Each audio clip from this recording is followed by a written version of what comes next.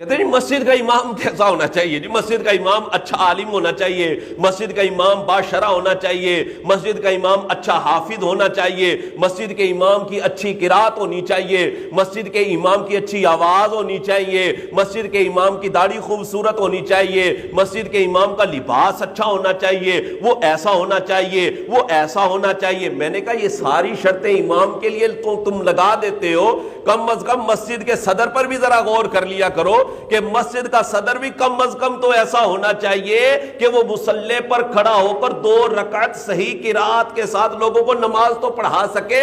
مسجد کا صدر کم از کم ایسا تو ہونا چاہیے کہ وہ فاسق معلن نہ ہو، وہ داڑھی منڈا نہ ہو۔ مسجد کا صدر، مسجد کی انتظامیہ کا ممبر کم از کم ایسا ہو کہ وہ 5 نمازیں باجماعت پڑھنے والا تو ہو۔ مسجد کی انتظامیہ اور مسجد کا صدر کم از کم ایسا ہونا چاہیے کہ وہ فاسق معلن تو نہ ہو، وہ اعلانیہ فسق کرنے والا تو نہ ہو۔ ہم لوگ کیا دیکھتے ہیں جناب؟ یہ مالدار ہے جناب، یہ حاجی صاحب ہے جناب، ہم نے جناب اٹھایا اور ان کو مسجد کا صدر بنا دیا، مسجد کی انتظامیہ کا ان کو ممبر بنا دیا، ان کو خزانچی بنا دیا۔ کم از کم ان کا ٹیسٹ تو لینا چاہیے، جس طرح ہم امام کا تو ٹیسٹ لیتے ہیں کہ امام کو یہ آتا ہے، امام کو یہ نہیں آتا۔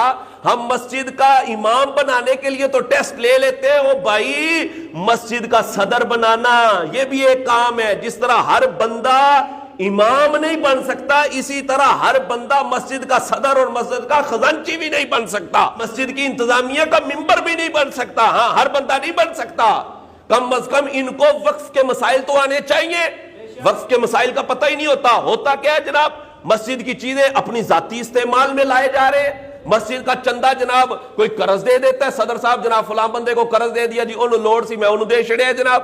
اب کیا کرتے ہیں جناب؟ مسجد کی چیزیں ہوتی ہیں، مسجد کا کولر ہے، مسجد کے پنکھے ہیں، وہ جناب فلاں کی فوتگی ہوگی تھی تو ان کو دے دیا، چلو جی استعمال کر لو۔ مسجد کی چٹائیاں جناب ایسی جگہ پر استعمال کی جا رہی ہوتی ہیں جہاں پر استعمال کرنا جائز نہیں ہوتا۔ مسجد کی گھوڑی ہے، مسجد کی سیڑھی ہے، مسجد کا پائپ ہے، وہ جناب اپنے ذاتی استعمال میں لا رہے۔ او اللہ کے بندو، یہ مسجد کی چیزیں ہیں، ان کو صرف مسجد کے لیے آپ استعمال کر سکتے ہیں، دیگر جگہوں پر ان کا استعمال کرنا جائز نہیں ہوتا۔ اٹھاتے ہیں جناب، استعمال کر لیتے اور جناب پھر شرائط لگا رہے ہوتے ہیں، مسجد کا امام ایسا ہونا چاہیے، مسجد کا امام ایسا ہونا چاہیے۔ تو مسجد کا صدر، مسجد کا خزانچی اور انتظامیہ کا ممبر بھی کم از کم فاسق معلن نہیں ہونا چاہیے۔ اس کو وقف کے مسائل آنے چاہیے کہ وقف کے مسائل ہوتے کیا ہیں، ان کا ٹیسٹ ہونا چاہیے۔ اور وہ ہمارے جناب ایک امام صاحب تھے، وہ امام صاحب جناب امامت کا ٹیسٹ دے رہے تھے، انٹرویو دے رہے تھے، اور سامنے بیٹھے لوگ انٹرویو لے رہے تھے جناب کہ ہم نے مسجد کا امام رکھنا ہے۔ وہ انٹرویو دے رہے تھے تو انتظامیہ والے کہنے لگے جی آپ قیامت کی نشانیاں بتا دیں، قیامت کی نشانیاں کیا ہیں؟ تو امام صاحب بھی بیچارے دل جلے تھے، وہ کہنے لگے، کہتے ہیں جی قیامت کی نشانیوں میں سے ایک نشانی یہ ہے کہ ایک عالم کا ٹیسٹ سامنے جاہل بیٹھ کر لے رہے ہو۔ یہ بھی قیامت کی ایک نشانی ہے کہ عالم کا ٹیسٹ جاہل لے رہا ہے، یہ بھی تو قیامت کی نشانی ہے۔ یہاں جناب امام کا ٹیسٹ کون لے رہا ہے؟ وہ جاہل انتظامیہ لے رہی ہوتی ہے۔ او اللہ کے بندو، ہر بندہ جو ہے وہ انتظامیہ نہیں بن سکتا، ہر بندہ مسجد کی انتظامیہ کا ممبر نہیں بن سکتا، ہر بندہ مسجد کا صدر نہیں بن سکتا۔